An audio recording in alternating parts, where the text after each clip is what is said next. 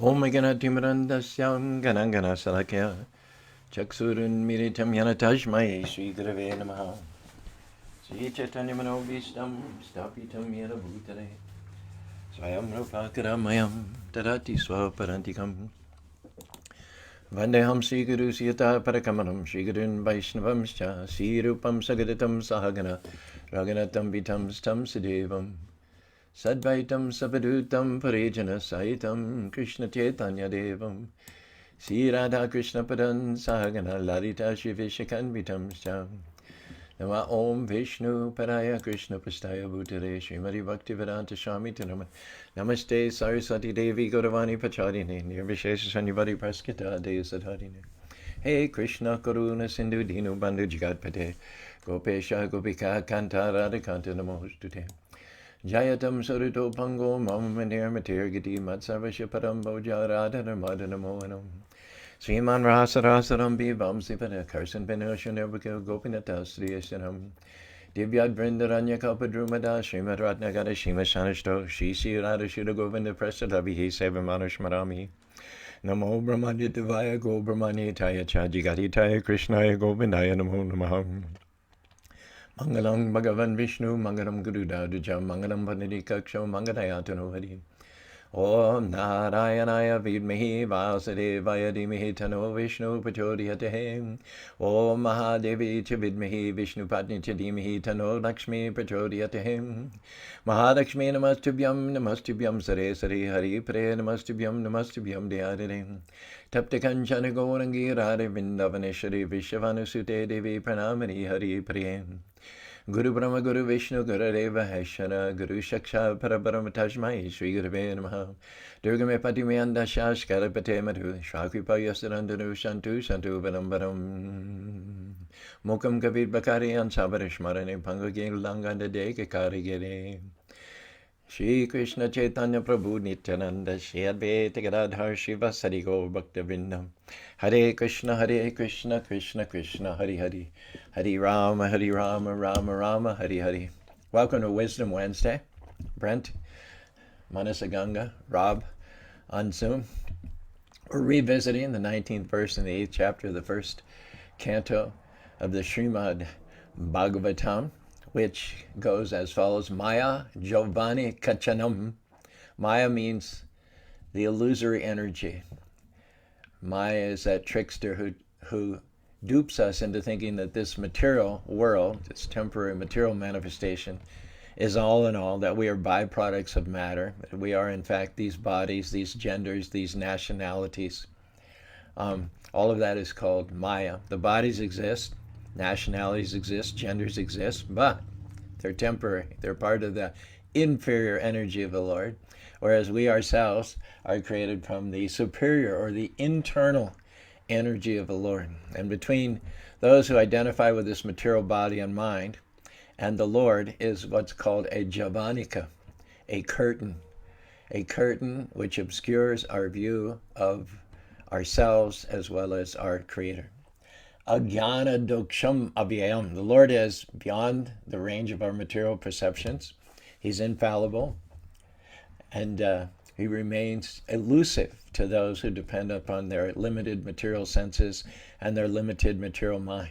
Those are described as ajnana, people who relate more to darkness than they do to light. They'd rather do their experiments in the dark rather than switch on the light switch and do everything in prakas. Naham prakasa sarvasha.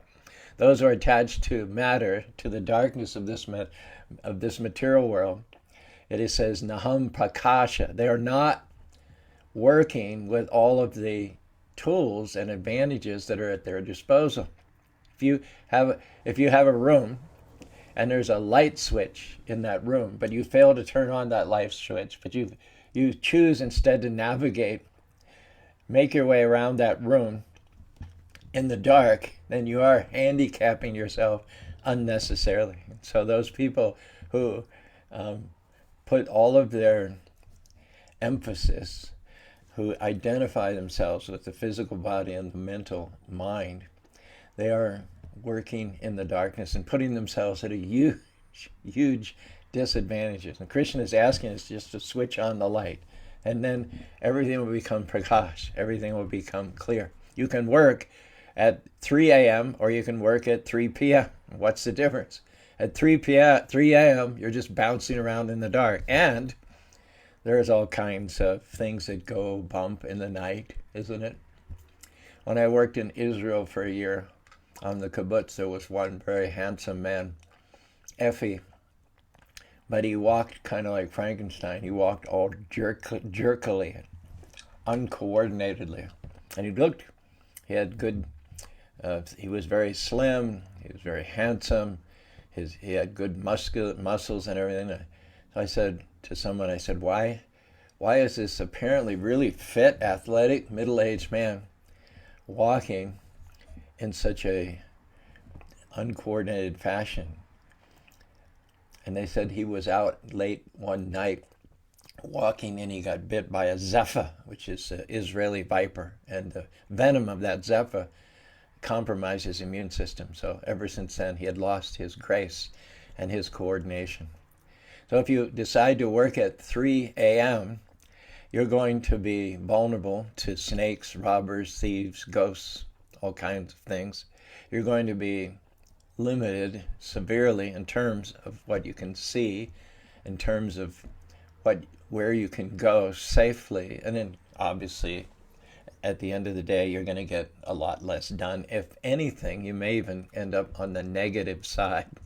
But if you work at noon or 1 o'clock or 2 o'clock, then you are prakash. You are in the full light of the sun. There are hardly any shadows at the noon hour. There's nothing that's hidden. Everything's revealed. You can see things up ahead. You can see potential dangers and threats. You can see things which can be used to your advantage. It's the difference between day and night. The difference between working during the day and working at night is the difference between day and night, to be really cliche. Na lakshya se mudha drishtam. Krishna describes those people who opt for the material as mudhas, less intelligent. Mudha drishta. They have the eyes of asses because they only see what's earth, air, fire, and water, and not spirit beyond it. What is to be seen?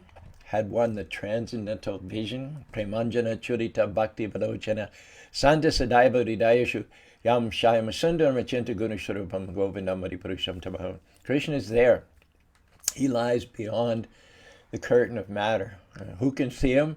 Those can see Krishna whose eyes are anointed with the salve of love. Santa sadaiva hridayashu bilokayanti, yam shayam sundar machinta. For those whose eyes are anointed with the salve of love by serving the servants of the Lord becomes visible, not just once and done. Santa Sadaiva. The Lord comes and sits on the lotus of the devotee's heart and is forever there, visible to the devotee, a friend to the devotee, giving instructions, giving light, guiding the footsteps of the devotee forever and ever, evermore. Pashanti te me ruchanani ambasamba prashana bhaktaran lochanani rupani divyani varaparani sakam vijaru krita punya punjam. Sakam means the Lord is your friend. The Lord hankers after being more involved in your life, a guiding force for good, a force for uplifting. Well, we have to let him in. We have to clean our heart. We have to make the lotus of our heart a proper place for the Lord. The Lord is there already, but we're not going to see him until we effect the process of cleansing the heart. And then there's nothing the Lord enjoys more. There's nothing the devotee enjoys more than that reciprocal relationship. Imagine being aware of and having visible to you the Lord of millions and millions of universes in his playful flute-playing form as Krishna, visible to you at all times and all places within the very, very core of your heart. Krishna longs for that. But you have to serve him through his devotees, and in the process of serving the Lord, cleanse the heart of unwanted things, of material attachments, anarthas, things which are antithetical to the purification of the heart and the progress of devotional service. In due course of time, it is said that both you and the Lord will enjoy each other's company at every single step of the way. Mata dira bakarya paritan banama, parita banamana, kiritan garanupanam. For those who spend their days makchitama gadapranam, seeking out purified devotee association, discussing the name, form, qualities, pastimes of the Lord. It said that the Lord is attracted to those personalities, just like a fish is attracted to a hook. He cannot leave them, even for a moment. So all you have to do to lure the Lord in, think of yourself as a fisherman, and think of the Lord as a fish and what he likes. Kiritan garanupanam. Let your heart vibrate, let your tongue vibrate at the glories of the Lord, and then you become irresistible to the Lord himself. Francis Havergal, the Christian bhakti poet, said, "Take my life, Lord, and let it be consecrated to thee. Take my moments and my days, let them flow in ceaseless praise. Take my hands and let them move at the impulse of thy love. Take my feet and let them be swift and beautiful for thee. Take my lips and let them sing always only for my King. Take my mouth and let it be filled with messages from thee. Take my silver and my gold, not a mite would I withhold. Take my intellect and use every power thou shalt choose. Take my will and make it thine, it shall be no longer mine. Take my heart, it is thine own, it shall be thy royal throne. Take my love, my Lord, I pour at thy feet its treasure store. Take myself and I will be ever only all for thee." In that kind of an attitude, that attitude where you're hankering after the service of the Lord, you're putting out the right lure. You're putting out the right bait. The Lord cannot resist coming and sitting on the lotus heart of those who enunciate, who sing, and praise the Lord with great transcendental slokas. And when he's on the lotus of your heart, he's the color of a monsoon cloud, Shyamasundar. He's wearing a lower cloth, which is yellow like lightning. He stands with one leg crossed over another leg in a threefold bending form. He has a peacock feather jauntily tucked in his hair. He has a garland of Vajanti flowers, which is surrounded by humming bees. He has the Kaustubha gem on his chest. There is no vision which is more pleasing to the eyes than that vision of the Lord seated within the heart of the living being. Devotees themselves carry the Lord within their hearts. So we have nothing higher to aspire for than the association of those who carry the Lord within their hearts. People make a big deal out of going to places of pilgrimage, taking baths in the sacred river like the Ganges and the Yamuna, visiting the temples. But anywhere the Lord is a place of pilgrimage. So if the devotees of the Lord have the Lord captured within their hearts, wherever they go, that's a place of pilgrimage. Prabhupada was in the place of pilgrimage, Vrindavan, and he went to the West. It was generally believed that when a devotee or Brahmin go to the West is so degraded that just in the process of going to the West, you lose all spiritual assets. But not only did Prabhupada not lose all of his spiritual assets, but he transformed the West into a place where thousands and thousands of young people became mad after Krishna. That's the power of the pure devotee. Prabhupada says, the sun itself is so powerful, it's antiseptic and prophylactic. The sun can shine on an impure place like a urinal. The sun does not thereby become contaminated. Just the opposite. The impure place becomes antiseptic and prophylactic. So the pure devotee carries all the potency, all the bona fides of Krishna. Krishna invests his power in the pure devotees. Krishna would rather see the pure devotees achieve the victories, get the credit, than take the credit for himself. Krishna could have killed all the Kauravas on the Kurukshetra field within a few seconds' time, but he preferred to do it through Arjuna, so that Arjuna, as a devotee, would get the credit, would get the victory. Similarly, Krishna could have spread Krishna consciousness to all the Western countries. He's in the heart of every living being. But he wanted the devotee to get the credit. For hundreds of years, since the United States of America was founded, and even before that, before it was the United States, just a frontier, there were many living beings, many human beings going back and forth across the face of the continental United States. Krishna was in all of their hearts.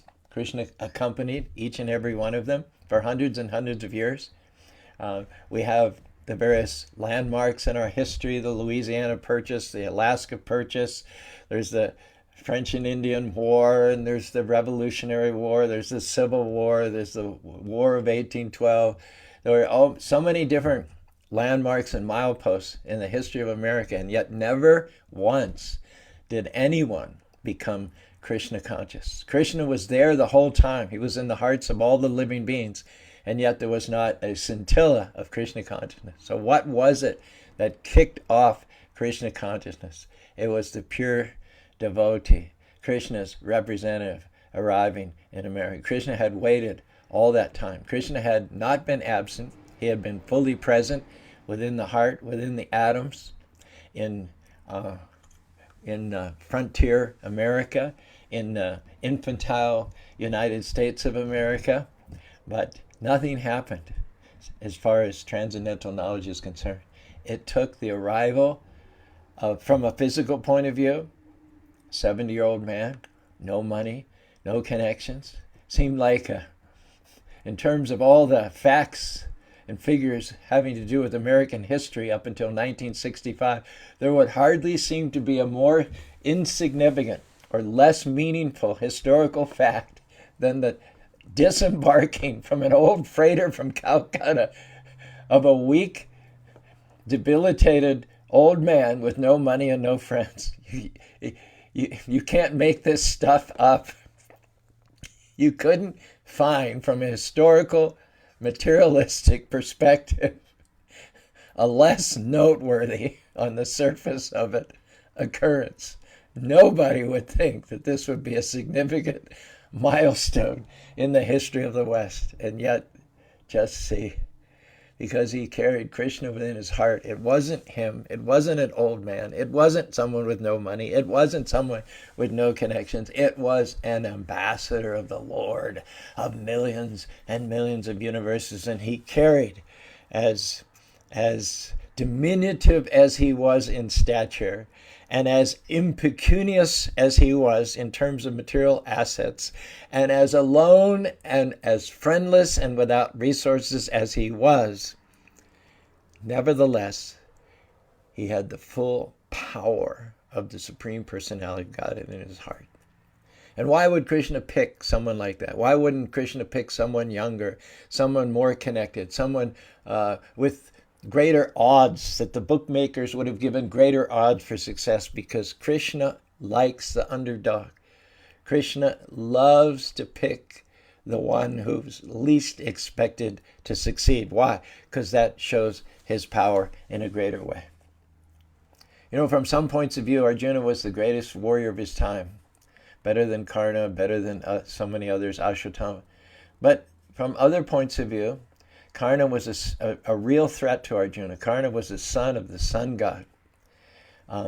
He was a real threat to, he was certainly capable of besting Arjuna on a certain day. Bhisma was unconquerable. Dronacharya. So it cannot be said definitively that Arjuna was the best warrior on the battlefield of Kurukshetra. Arjuna, in his best days, there's no doubt he was the best. He put all the warriors to sleep. He stopped them cold in their tracks when they were trying to steal the cattle of Bharata. But nevertheless, it wasn't assumed that Arjuna would be able to defeat Bhisma. It wasn't assumed that Arjuna would be able to defeat Karna. However, once the Lord transferred his power, Tajmad Tvam Utishta Yashola Pashajit Pashadrum, Krishna says to Arjuna, I am transferring the almighty power of Godhead into your body. You can simply be but an instrument in the fight, and by virtue not of your power, but of my power, which I am investing in you, you will be absolutely unconquerable. Nobody will come within a mile of you. Not Karna, not Dronacharya, not Duryodhana, not Ashwatthama, not Bhishma. By the virtue of the power that Krishna has invested within Arjuna. Now, Krishna was in Bhishma, Krishna was in Dronacharya, Krishna was in Duryodhana, Krishna was in Sukhini, Krishna is in the hearts of all living beings. But because Arjuna is a pure devotee of Krishna, because Arjuna's thinking and Krishna's thinking are the same. Arjuna's willing and Krishna's willing are the same. Arjuna's feeling and Krishna's feeling are the same.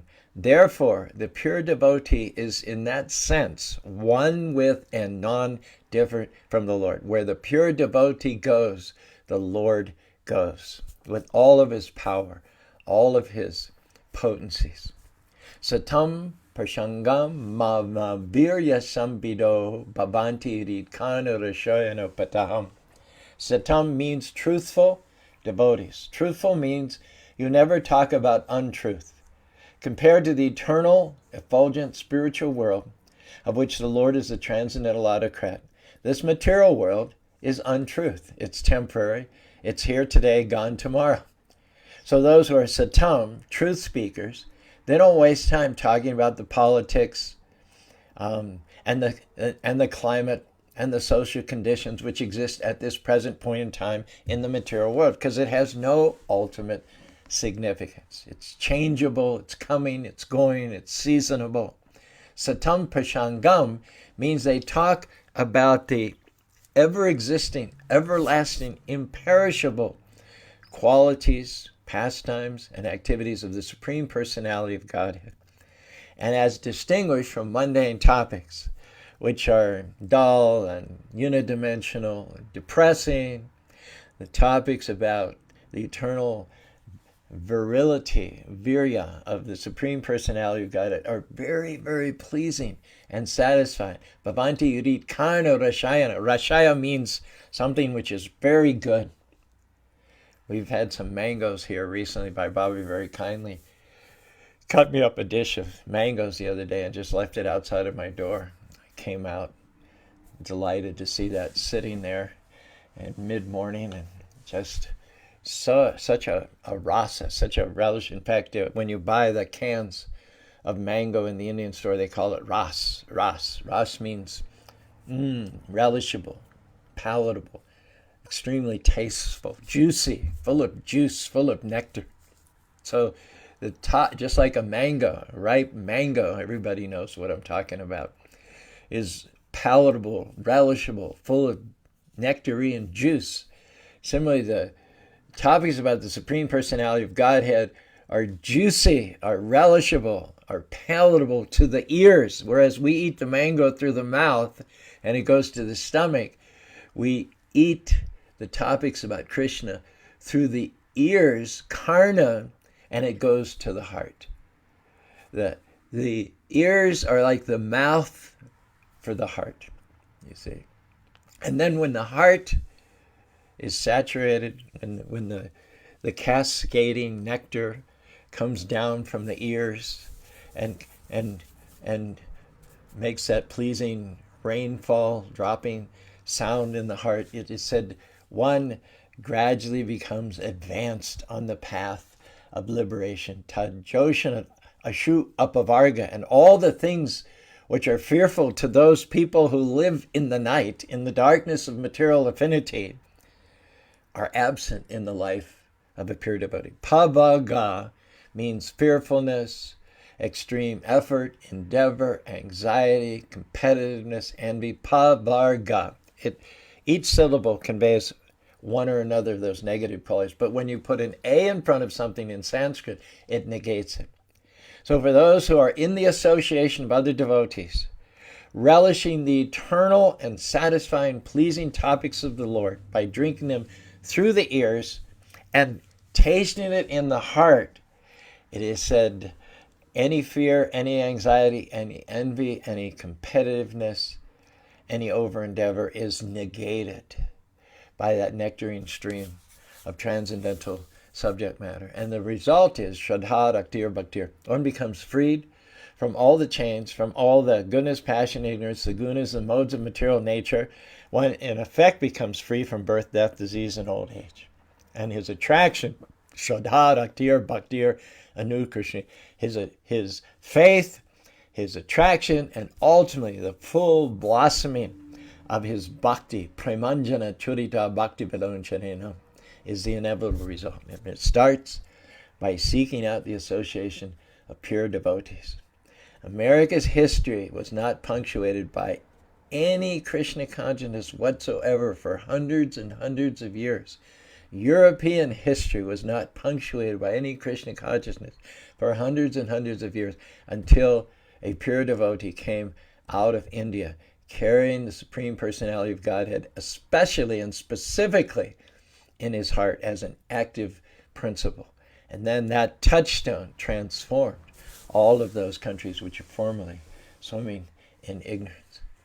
Non-devotees cannot appreciate Krishna consciousness without the association of other devotees. They can read the Srimad Bhagavatam, they can read the Vedic literatures wherein the activities of the Lord are described, but their conclusion is going to be, because they have not had things explained to them in the proper manner, their conclusion is going to be that these are mythological, mythological, fictional, manufactured stories.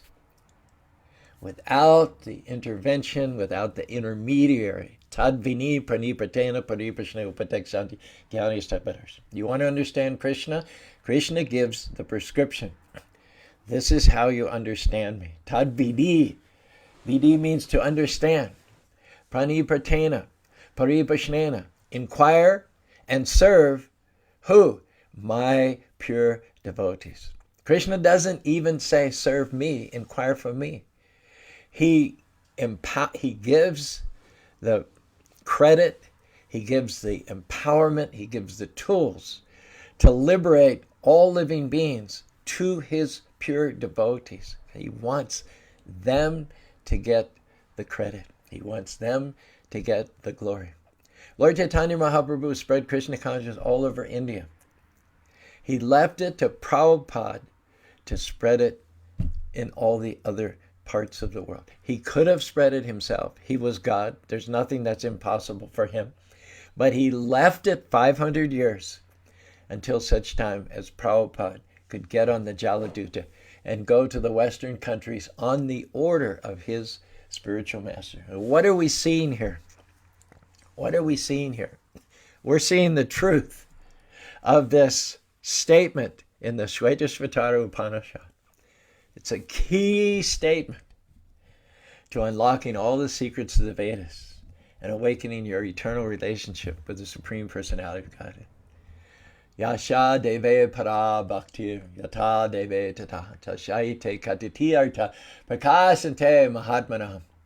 Only, not to the speculators, not to the yogis, not to the ascetics, not to the people who give in charity, not to the humanitarians, not to the philanthropists. What to speak of the ordinary, self-centered, egotistical, envious, ordinary souls, what to speak of them, not even to the great demigods necessarily.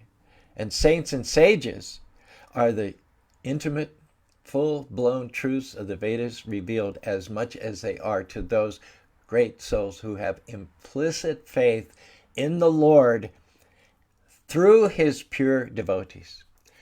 Only to such persons who have faith in the devotees of the Lord, and through the devotees in the Lord, they have faith in the Lord. After all, you can't believe in the king and not believe in the representative of the king. That's how you approach the king. You approach the king through his ambassador, through his representative. You show your faith not to the king himself. He's not accessible to an ordinary person like you or me. But who is accessible? The ambassador, the representative of the king, travels widely on behalf of the king, and where the ambassador or the viceroy shows up, at that point it's considered the king himself is personally present.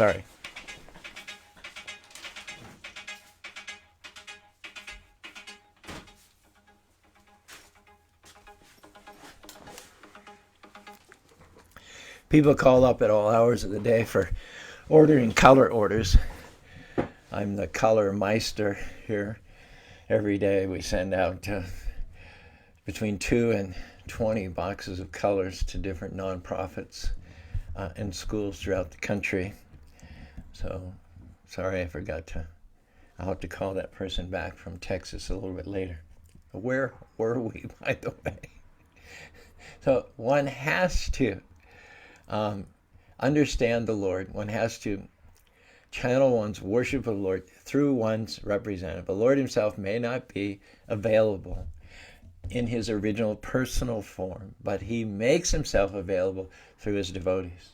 Vyaktam atma parambaram bhagavan atma bhavanam shvano nigram siddham rupa charatyaham. Krishna says that Atman Vyaktam, Atman Vyaktam Atmanam, Bhagavan Atma Bhagavan. Krishna personally says that I feel compassion, I hanker after reestablishing my lost relationship with the living beings who turned their backs on me.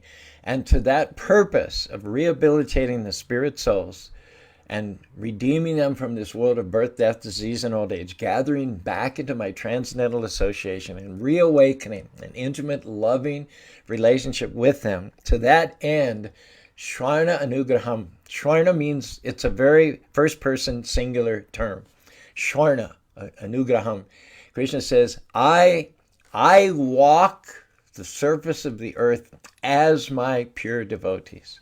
Krishna is saying, I am non-different from my pure devotees. To the pure devotees are given the key to liberate all the living beings.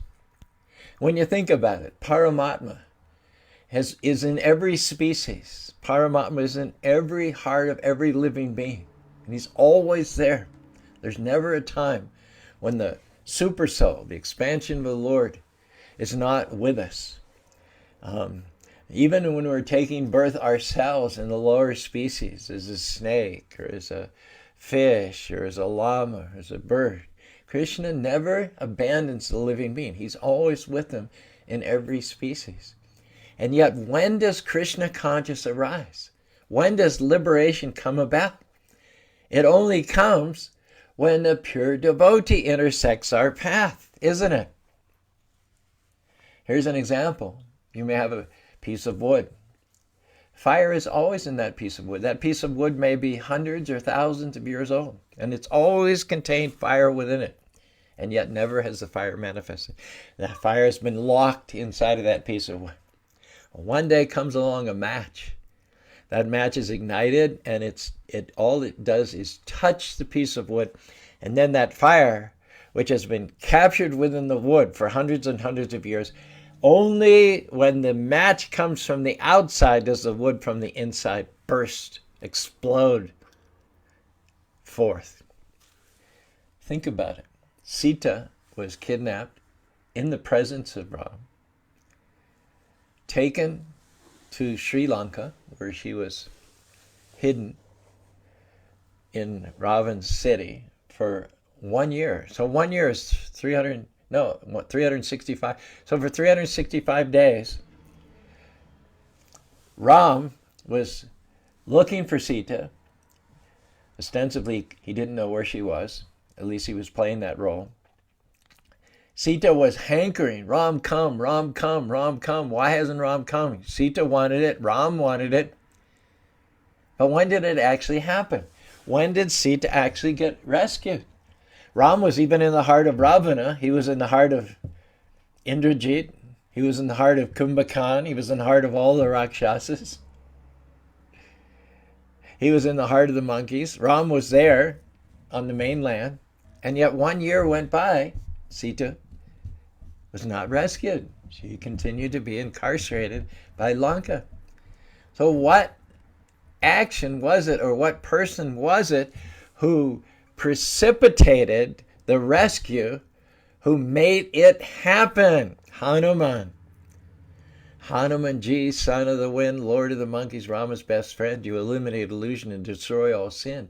And you're known as Shiva's incarnation, champion of truth with the thunderbolt body, the mighty monkey god who embodies bhakti. You're the breath of Shakti, and you achieve victory like the movie Rocky. You carry a club to smash the thugs, a perfect servant, the face of grace, and your heart is pure. You make the whole demon tremble when you roar.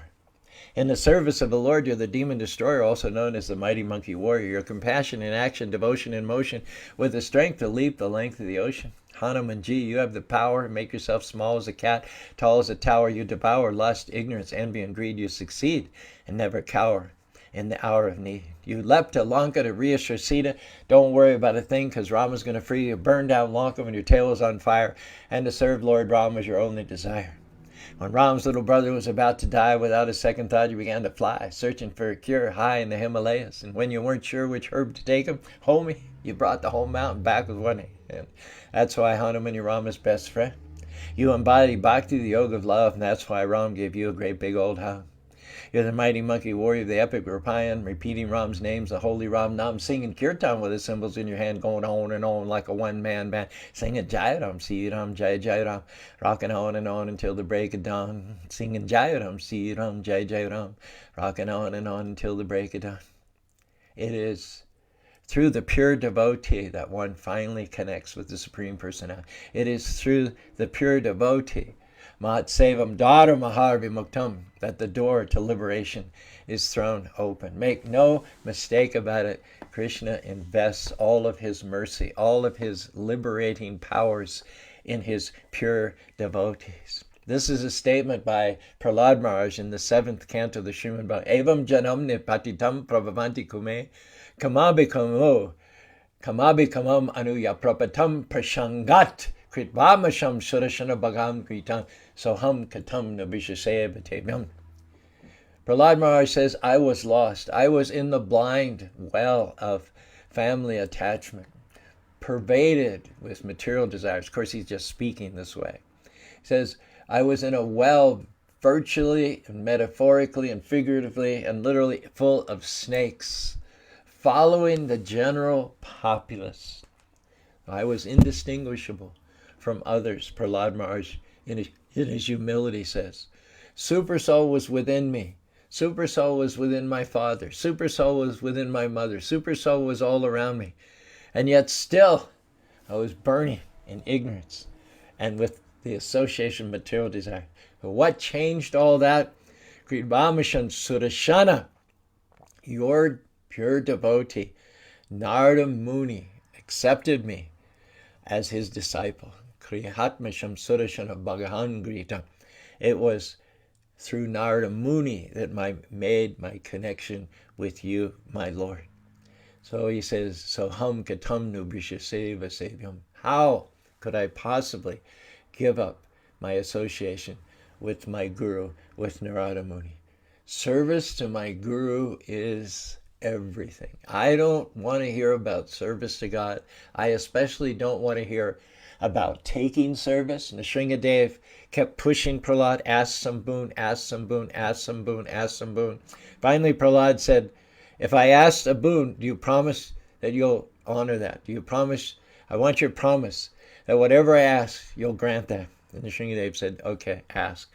And Prahlad asked, my request is that I never ask you for anything. I don't need anything. All I need is service from my Guru Maharaj, Narada Muni, because association with devotees means association with the Lord. And whoever figures this out, whoever has this key, develops transcendental consciousness, a passion, a fire for serving the Lord, and then being situated in that transcendental position of devotional service, he achieves the perfection of human form of life. Brahmanda Brahmite Kono Bhagavana Jiva Guru Krishna Prashadi. He may have wandered throughout all the planetary system, from lower, middle, and upper, throughout the 8,400,000 species of life, since hundreds of thousands, if not millions of years, and all that comes to a grinding halt. Guru Krishna Prashadi Pai Bhakti Lotabish. When Krishna sends the sincere soul, his bona fide representative, in the form of the spiritual master. At that point, if one tries to please the spiritual master, then one reaches the perfection of the human form of life. Vishwanath Chakrabarti Thakur says, Yasha Prasada Bhagavat Prasada, Yasha Prasada Nagati Kotopi Dayam Stubam. Only by pleasing the spiritual master can one please the Supreme Personality of Godhead. One should not even attempt to please the Lord independent of the spiritual master, to please the Lord directly, but one should be prepared to first serve the spiritual master, inquire from him submissively, and then when one is qualified in serving the spiritual master and the spiritual master is pleased upon him at that point, one is offered the platform of direct service to the Lord. So therefore, Prahlad Maharaj's proposal was that he not ask anything from the Lord except service to his spiritual master, Narada Muni. He did not presume to ask the Lord, what to speak of asking things from the Lord. Note that Prahlad Maharaj did not even ask the Lord for direct service. This is the right conclusion. So ham katam no brisha. How can I give up? He's saying, how can I give up the service of my spiritual master even to serve the Lord? Even to serve the Lord, when you have on the one hand the proposal of directly serving the Lord and the proposal of directly serving the Lord through the spiritual master, he's saying, how can I jump over my spiritual master? Because the only reason I'm connected in any way, the only reason I'm saved from the miserable situation of people in general is through the spiritual master. Janma karma medibhyam evam yam. If one learns the truth behind the appearance and activities of the Lord, one will never take birth again in this material world. So how does one learn those truths? Only through tutelage of a bona fide spiritual master. Hare Krishna, Krishna Krishna, Hare Hare, Hare Rama, Rama Rama, Hare Hare. Whew, that was good for me. I don't know what your opinion was, but that was good. Yeah, I needed to say all that. I feel so purified this morning. John Malik says, passion will make you perfect. Not Rajagun, but passion of a different sort, of an altogether more purified sort. Thank you, John. Jay, thanks for joining us today. Sorry we were absent without leave last week and Monday this week. Shukshma, who knows where she is on this Wisdom Wednesday, she said, I made it onto Facebook in time for the live Facebook podcast. Anjali, she also from Phoenix, a couple of miles away from where Jay lives. Jay's getting initiated, I think, pretty soon. Congratulations in advance on that. Anjali says, the Lord will sit in the lotus of our hearts.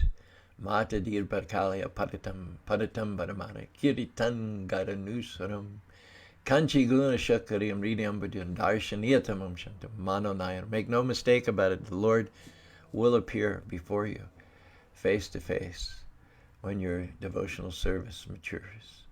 Vaibhavi, pranams. Anjali, always so funny. Sundari Priya, thanks for joining us this morning. Brent, today's Wednesday. We'll see Brent tomorrow. He always comes into service on Thursdays. I'm not always sure what day it is, but when Brent's here, I know that it's Thursday. Thursday is also the day that I'm supposed to send out a talk and a transcript to our Patreon members. Sometimes that happens. Sometimes it's not till Saturday. Good morning, Manasa Ganga, the first one to jump on board. Okay, Rob. Are they long? Maybe you should just text them to me or something. Share your nuggets, will you? But in terms of writing them down, do you think you could maybe just text them to me? Sure, that's no problem at all, Prabhuji. When I post them on Facebook, I'm starting to put your hashtag, your statements on the description, the written description on Facebook. So I hope it helps more people hear about it. Yeah. When people see the hashtags and your little pithy little rhyming sort of statements, I think it'll encourage them to give it a listen. But go ahead and just tell us verbally what you've come up with. Okay. So first one is we're never apart from Krishna in the heart. Aha. Excellent. And I only had two today, but the second one is it takes external friction to spark the conviction. Both of those are reflective of a nice below the surface understanding. I like that a lot. And this is what Wisdom of Sages does too, right? At the end of the show, they ask Mayor, "What are your takeaways?" Isn't it? So we kind of, it works for them. It got to work for us too, right? And you seem to be quite good at that. I enjoy it. I wouldn't say that I'm good at it, but maybe sometimes I'm inspired. I like both of those, and I'm going to share them this morning. I know you don't go into Facebook, but should you glance at Caru Utah Facebook, you'll see both of those hashtagged in our description. Hare Please, Krishna. please do text them over to me forthwith, if you would be so kind. Yes, Prabhuji, as soon as I'm done driving. All right. Thank you, Rob. Thank you, all of those who joined us this morning. It was, for me, it was ecstatic. I don't know about you, but for me, you see me smiling. I can't wait until next Motivational Monday. Until then, continue chanting Hare Krishna, Krishna Krishna, Hare Hare. Hare Ram, Ram Rama, Hare Hare.